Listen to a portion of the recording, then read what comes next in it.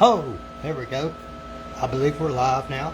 Welcome back, everybody, to my channel, my Facebook pages, and wherever it is you're watching. This is Mike from Mike's Magic Auto Detailing and Paint Enhancement here in Sharpsburg, Georgia, or Georgia, as some people say. Oh boy, oh boy, oh boy, oh boy, oh boy. It's got a little cloudy here on this mighty fine Thursday afternoon here at Mike's Magic. Not bad, not bad, not bad. A little bit hot. A little bit hot. Not terrible, not terrible, not terrible. But got the old air conditioner going over there with a helper fan, as I call it, to help circulate, because this garage is not very well insulated. No, the air conditioner is not for me. I could care less. I could care less. It don't bother me to sweat. I don't mind being hot, but when you start using these products and these pads when it's really hot or really cold or the humidity's off, they don't want to work right. So the air conditioner is for those things and not me.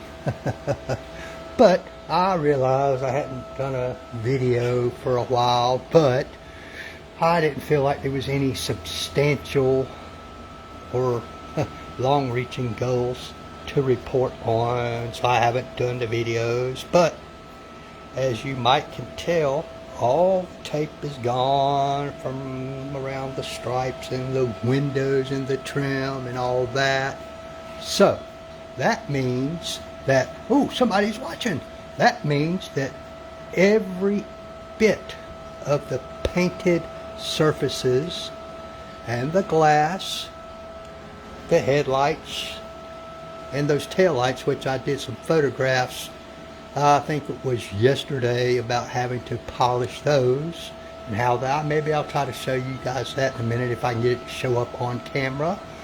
But oh man, every little bitty area on this car has been paint corrected, as they call it. What a marathon, what a marathon. But I would say that 98 to 99%, and in some places probably 100% of the scratches are now gone. They have been removed. They will not come back. Somebody might re-scratch it in the future, which is all together a likelihood. It's very difficult to wash a vehicle or anything like that without scratching it to some degree. But I was going to show you guys one of the things that kind of took so long. These tools here, boom, boom, and yep, the old magnifying glass, were my constant companions during this whole journey here. See, all those little areas inside, as I showed you in the pictures, inside the fender wells, that's painted, that was polished. All down there, up underneath, was polished. Oh man. But this is my inspection light, and I inspected each little section before I did it to see what scratches were there, what kind of scratches were there, to see if I needed to damp sand, compound, and then polish, or if I could just polish. Who knows? You know, and I would test. This is a paint thickness gauge. See, it says coating thickness gauge. Same thing as a paint thickness gauge. And I would test the thickness of the paint, which I had already done so when Tim was here, my customer, and there was ample clear coat. But I would test it before I started sanding, compounding, whatever it is I was going to do, and then I would clean off that section that I had just worked on, and then I would test it again just to see how much clear coat I had removed, because I will only remove so much clear coat in this process. Some scratches, etc., you are just stuck with because you don't want to get any more aggressive. The goal is always to preserve as much clear coat as possible, because that is where most of your shine comes from, and more importantly, your UV protection for the base coat. And you'd rather scratch the clear coat than you had the base coat, or scratch through it all the way down to the primer. There were a few spots on here that I really couldn't do anything with. But now what I'm preparing to do is go back. I'm going to have to polish the wheels. I've got a special buffer for that. I'll show you guys that when I get to it. But first, I have to go back now, and you can see I've taped off here. I have to polish these vinyl stripes. You have to be careful about this, because this stuff can be fragile. So I'm going to use a very unaggressive buffer, maybe 2 for the smaller areas. This little bitty, these are both dual action buffers. They don't have much of a throw. Hey, Mr. Booker!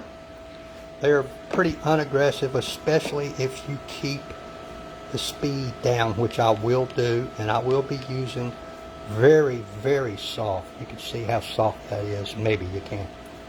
Latent Country black finishing final polishing pads. Because basically all I want to do, because these are a matte black, I like to call it, and I don't know if y'all can pick it up on camera, but there are a few marks here and there and some slightly hazy spots.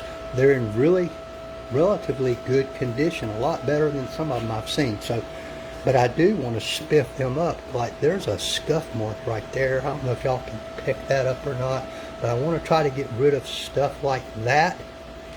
And I have taped off the edges because I want to protect the edges of these vinyl stripes.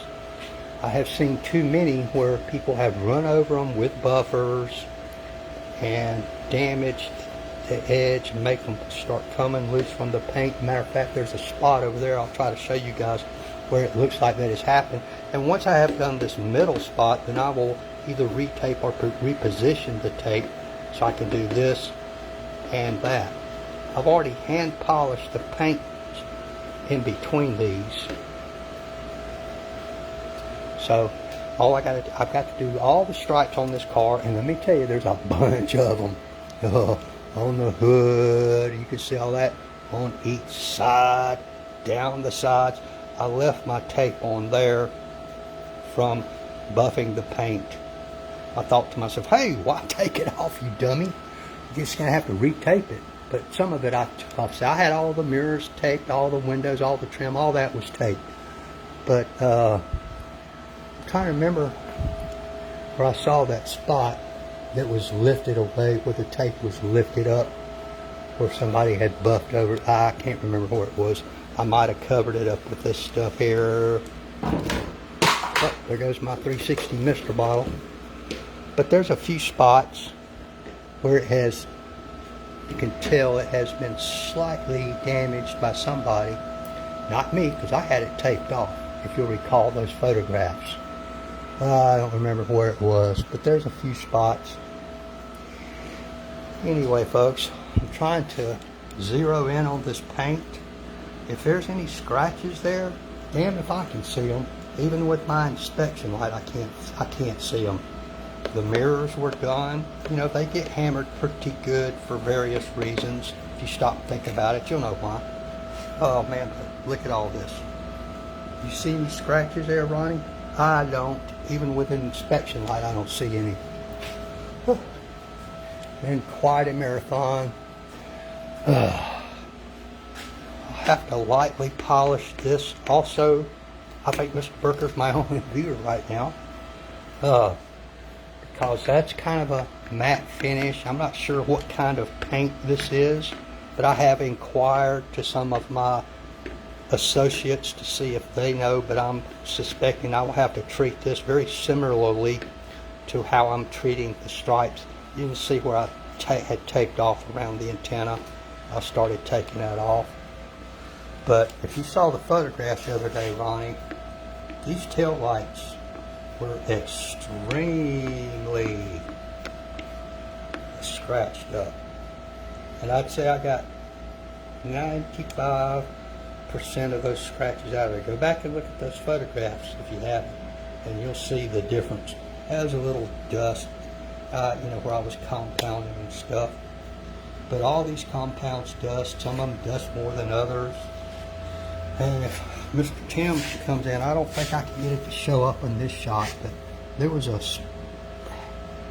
kind of a cloudy spot right here that you can't hardly see until you put an inspection light on it. And there were some other problems in here, but I'm trying to show you guys. I can't get it to show up on camera. But after rubbing on it for a few minutes, Ronnie, hand rubbing it with a medium pad and a light polish, and feeling of it and looking closely with the magnifying glass, the problem was down in the paint, not on top of the paint. So there was nothing I could do about that. Nothing. This will, if he wants that cleared up, my customer Tim, he'll either have to have this repainted or replaced. I'm not sure which, but I was real happy with how those tail lights came out, because they were seriously dead hammered. Ooh boy. But yeah, I see no scratching whatsoever.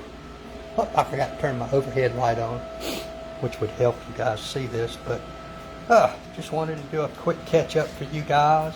If you have any questions on what I used, what kind of equipment I used, which products I used,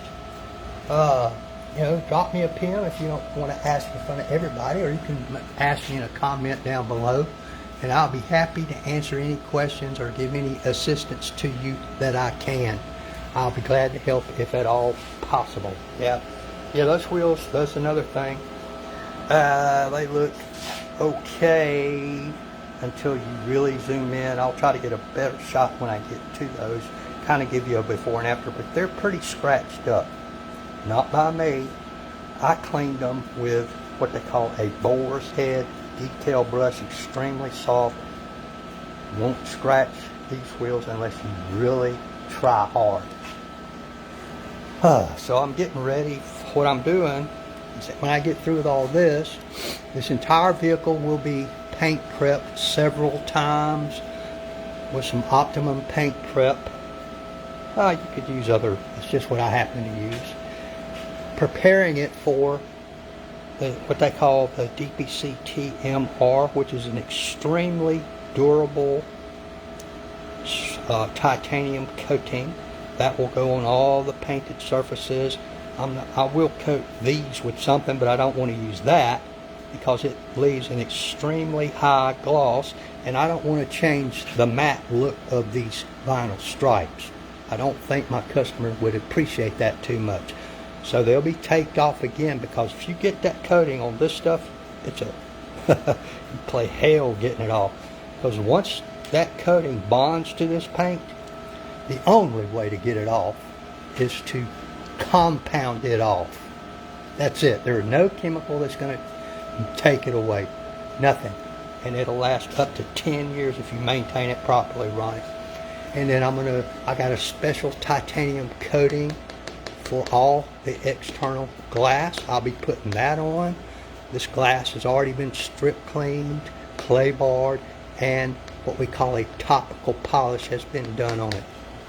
And so it will be prepped with alcohol, just regular old rubbing alcohol, before that coating is placed on. The windshield will get 2 coats. The rest of the glass you only need 1. Of course, all this will be coated as well, and all this taped off. I don't want to get this coating on this. I have special stuff for this, these vinyl and rubber plastic pieces, whatever you want to call them. All this will be done and conditioned and protected. The rear view mirrors will be coated with the glass coating as well. And you can't clay bar or really polish these, Ronnie, because normally they are not tempered glass. To be careful with these. If glass is not tempered, you have to be cautious with it. Like these mirrors, the mirror inside, if you have aftermarket tint on the inside, you have to treat that altogether differently. But all this stuff will be done.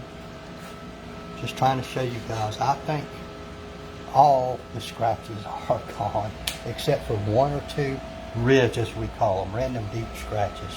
Some scratches you just can't go after.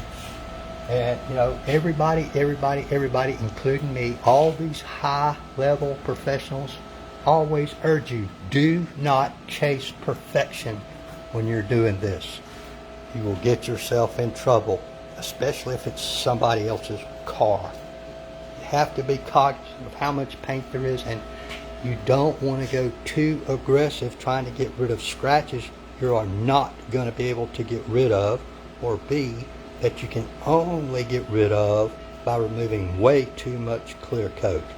And then what happens is sometimes that area will look totally different from the area next to it, and it's very difficult to blend it back in.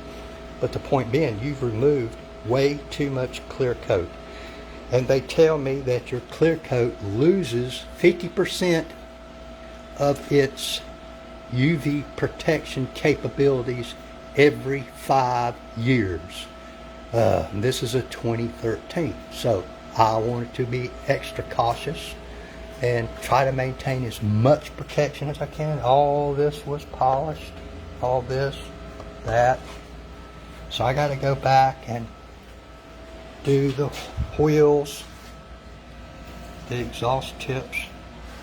Oh, I'll have to polish down there. See, I've got all that taped off. I left that tape on purpose, Ronnie. Okay, so anyway, I just wanted to catch you guys up, especially Mr. Tim, the customer here. I've got, this has been over a week worth of work so far, Ronnie, and I'm looking at a good 3 to 4 more days, because this coating I'm going to put on, once you put it on, you have to wait 6 hours before it can get wet, even from dew outside. So it'll have to stay right here. And then you want to wait at least 6 days before you even wash it, which is not a problem with this car because it's garage kept. This car has never been rained on, Ronnie. Never. It's only got like 4,000 miles on it for a 2013. That's amazing. And that has helped tremendously in preserving what it has now. So, hey, you know what? You know what they say? A lot of people say it. Like, tag, share, follow. If you're on YouTube, consider subscribing so you will be notified of the rest of the series on this car as well as other cars. And I have some other cool cars waiting in the wings. Some everyday cars, and that's all right. That's all right. I've got a 55 Chevrolet waiting. I've got a Hemi Challenger waiting. Several cool cars. Another couple of trucks. I'm considering not doing those trucks anymore. It's too hard to fit them in my garage, Ronnie. I got this one little bitty single car garage. You can't do a lot of this outside. Well, you can. A lot of guys do. But it increases the difficulty factor multi-fold if you do. Especially in this heat and all the sunlight we've been having. But I've got several people waiting for me to get through with this one so I can get theirs next. Oh boy. Anyway, I appreciate everybody. Thanks for dropping by, Mr. Booker. I appreciate you, brother. Take care now. Like I said, if you need anything, just holler at me. Bye now.